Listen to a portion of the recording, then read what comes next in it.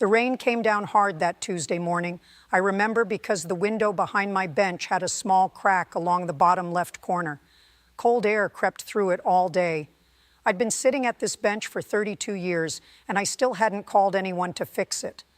Some mornings you pick up a file and your stomach tightens before you even open it. You don't know why yet. You just feel it. The file looks like every other file, same paper, same font, same lines, but something in your gut says this one is different, this one is going to stay with you.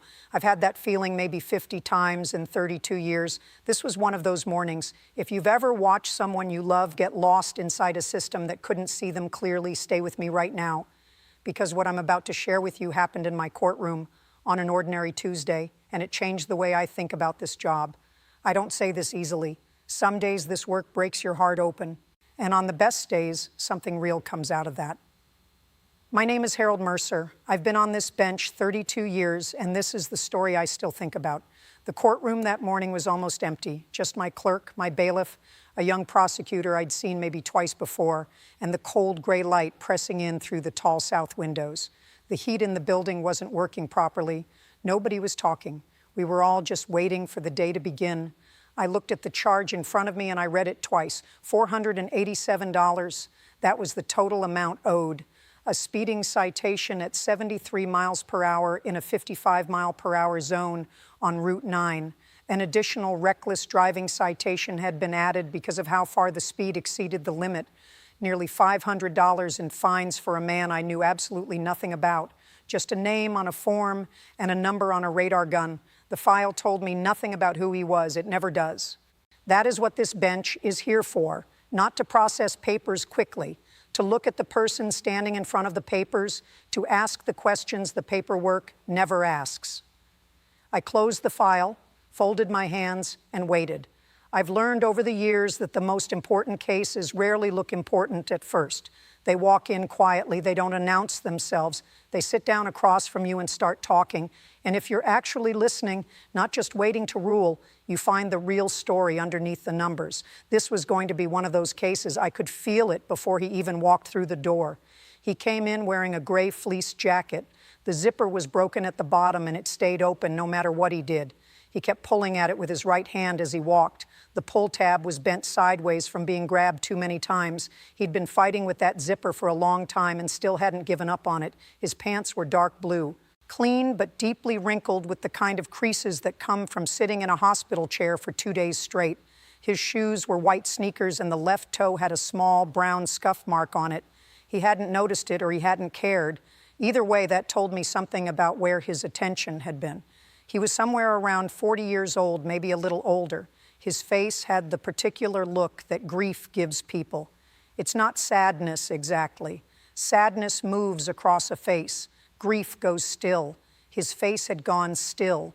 Something behind his eyes had dimmed down to a low, quiet hum, like a light left on in an empty room. He walked to the front of the courtroom slowly, not from fear, from exhaustion. There is a real difference between those two walks, and I've seen both enough times to know which one I was looking at. He stopped at the defendant's table and stood there without reaching for the chair. His hands were large, calloused across the palms in the way that only comes from years of real physical work. But they were shaking, not wildly. A fine tremor, steady and quiet, like someone trying to hold a glass of water without spilling it. He kept his hands clasped tightly together in front of his waist the whole time he was standing there, controlled, like he was afraid of what would happen if he let them go. The prosecutor's name was Dolan, young, maybe 30, with a clean dark suit and a blue tie knotted straight. His laptop was already open in front of him. He wasn't a bad person. I want to be clear about that. He was someone who trusted what the numbers said because the numbers were his whole professional world. He read the facts the way you'd read a train schedule out loud, even flat, no pauses.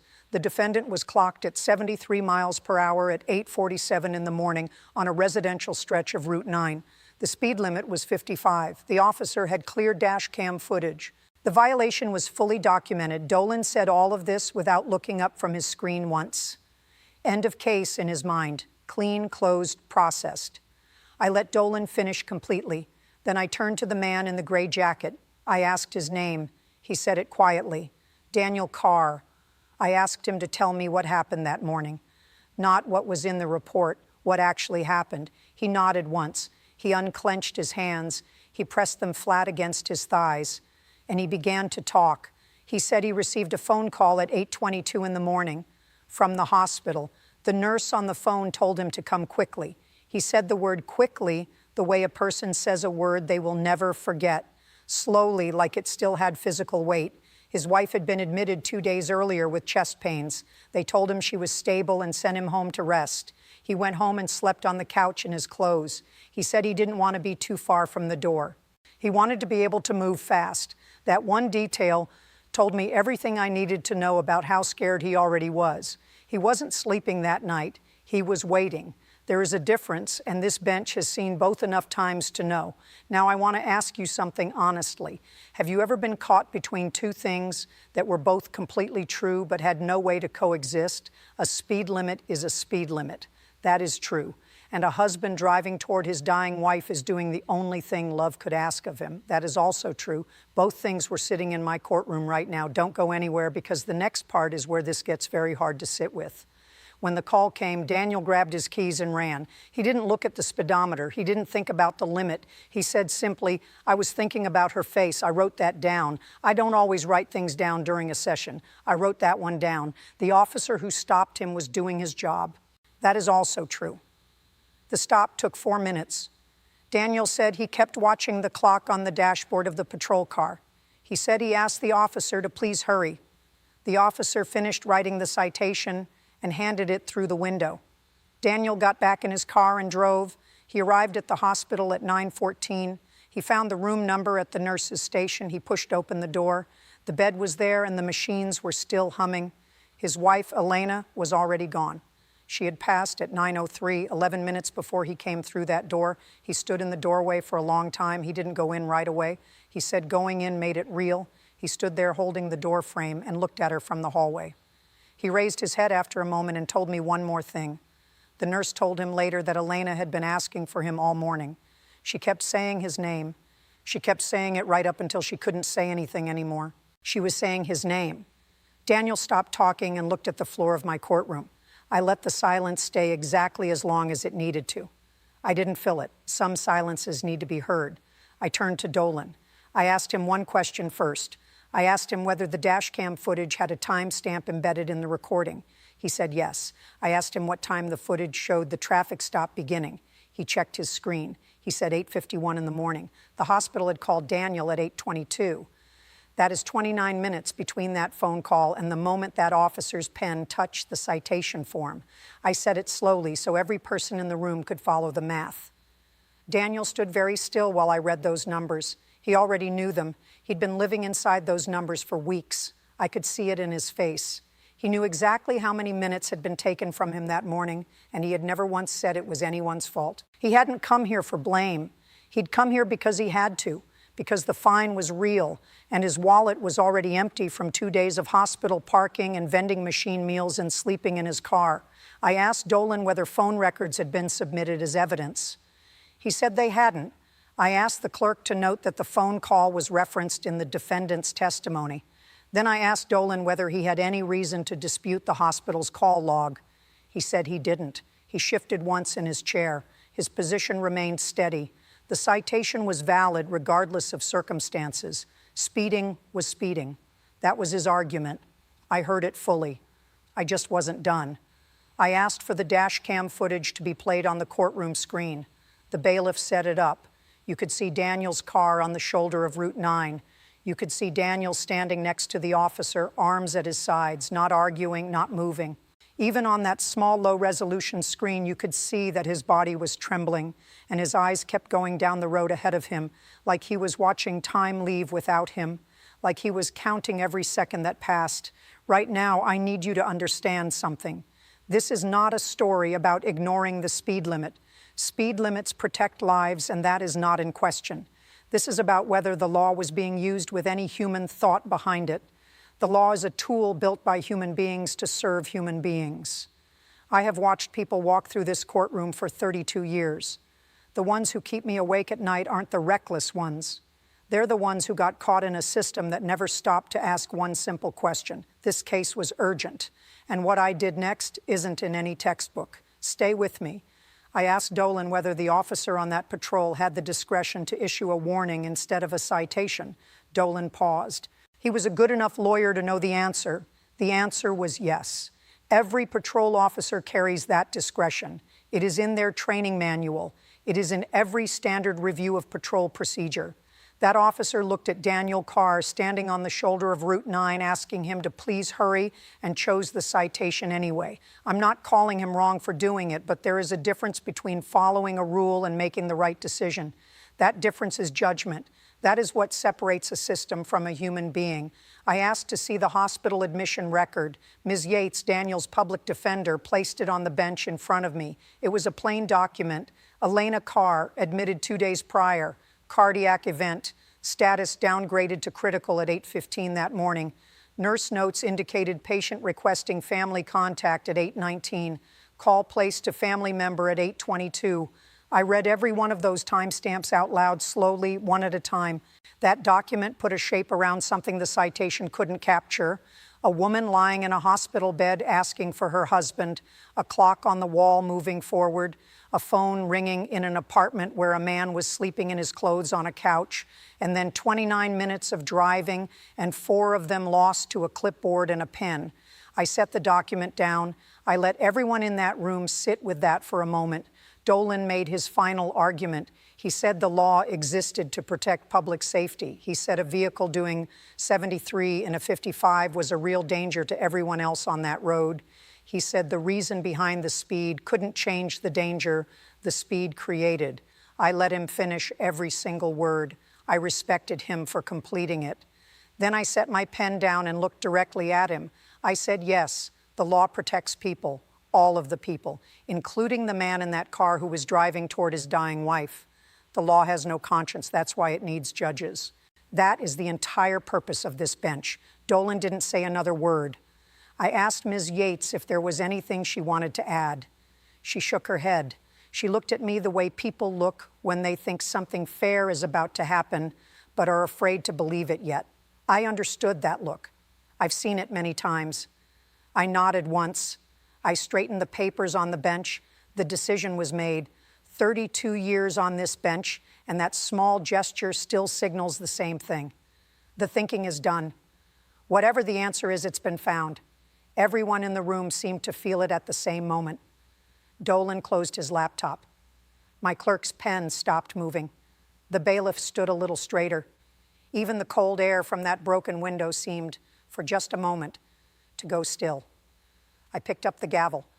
I held it in my hand for a long moment before I spoke. Then I looked at Daniel and I said, the citation issued on the morning in question is hereby dismissed in its entirety. The gavel came down once, clean, final. I said, the reckless driving charge is vacated with no fine, no record, and no points of any kind.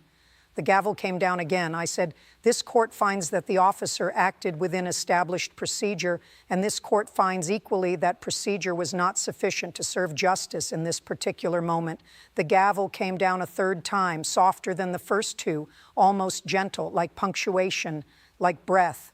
Daniel didn't move for a moment. People always expect the tears, the raised hands, the voice that breaks. That wasn't what happened. He stood very still. His right hand came up slowly to his mouth. His fingers pressed flat against his lips, and his shoulders rose once with a deep, sharp breath. Then he exhaled, long and steady, like something he'd been holding for weeks had finally found somewhere to go. His hand dropped back to his side. His eyes closed for just a second. When they opened again, he looked at me and he nodded once. That was all. And it was everything I needed to see. I leaned slightly forward, not from the judge's position, more like one person speaking quietly to another. I said, Daniel. He looked at me. I said, I'm not going to pretend this ruling fixes what actually matters to you. No ruling in this room reaches far enough to touch what you've lost. I said, but I want you to know that I heard every word you said this morning, every single one. I said, I believe you did exactly what any husband who truly loved his wife would have done. I said Elena was lucky to be loved like that.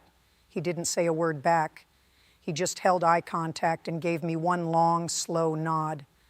That nod said more than most speeches I've heard from this bench. I reached into the small drawer on the right side of my bench. I keep plain white cards in there. I wrote down the direct number for my clerk's office. I passed it to the bailiff, who carried it over to Daniel.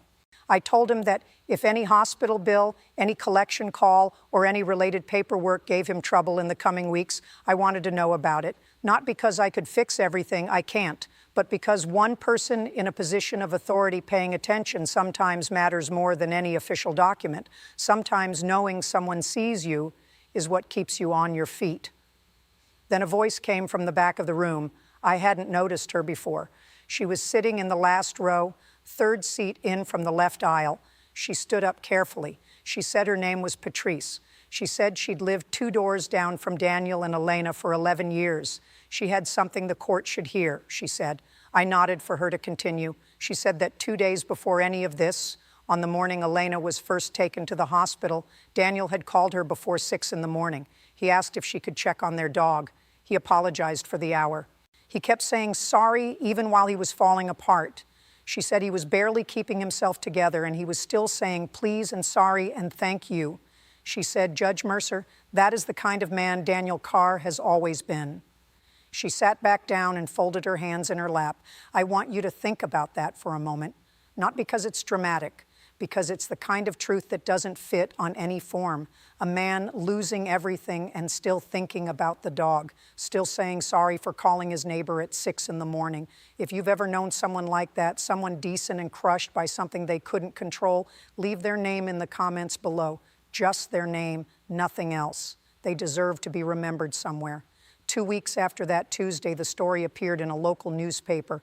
A reporter had heard about it from someone in the building. She was careful with the facts. She got them right. The headline was plain: Judge dismisses speeding ticket for man who didn't make it in time. It was picked up by a regional outlet and then a national one.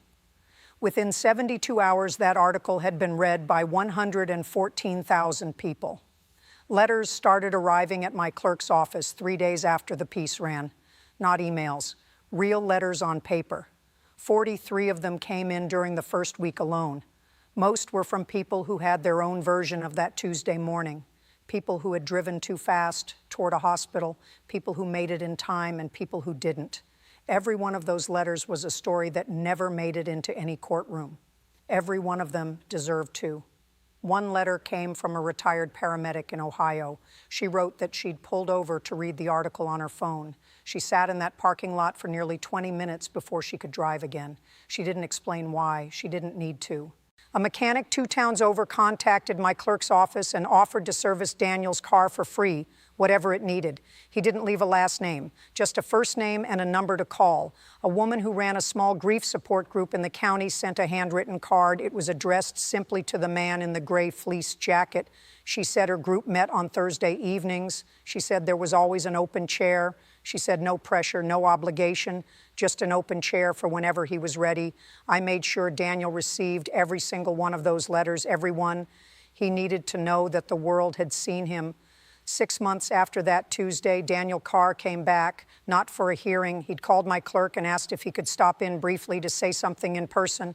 I said, of course. He came on a Wednesday afternoon at 2:30. The room was quiet. I was going through papers from the morning. I heard the door and I looked up. He was wearing a dark green button-down shirt tucked in with the collar pressed flat. His shoes were clean brown leather, not the scuffed white sneakers from before. He stood differently, not stiff, not performing anything, just upright, the way someone stands when they've done the quiet, difficult work of rebuilding themselves from the inside out. His hands hung easy at his sides. The tremor was gone. His face had changed, too.